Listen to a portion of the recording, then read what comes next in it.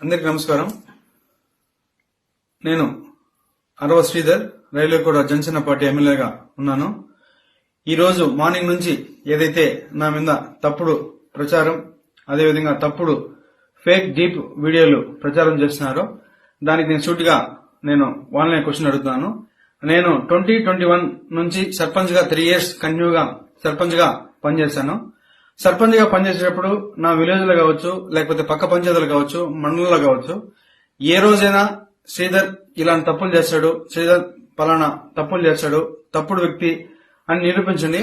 అదేవిధంగా ఈ రోజు మా జనసేన పార్టీ అధ్యక్షులు శ్రీ గౌరవ ఉప ముఖ్యమంత్రి కళ్యాణ్ సార్ దగ్గర ఆయన అడుగుజాల్లో నడుస్తూ ఆయన పనితీరుపై దృష్టి పెట్టి ఆయన ఎట్లయితే ప్రజలకు సేవ చేస్తున్నాడో అంతటికన్నా కొంచెం ఆయన దాంట్లో 1% ప్రజలకు సేవ చేస్తూ నా రైల్వేకోట నియోజకవర్గంలో నేను పని చేస్తుంటే నాపైనే ఈ విధంగా దుష్ప్రచారం స్టార్ట్ చేయడం జరిగింది.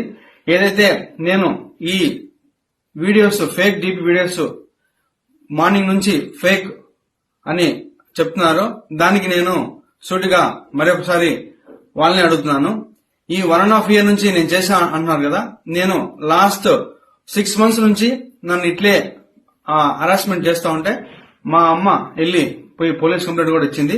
కావున దానికి కూడా మళ్ళీ కూడా నేను దీని వెనక ఎవరున్నారు, ఎవరైతే ఈ వాంటెడ్ గా చేస్తున్నారు కూడా నేను చట్టపరంగా కోర్టు నుంచే ఎట్లయితే దానికి తగిన చర్యలు తీసుకోవాలో అదేవిధంగా చర్యలు తీసుకొని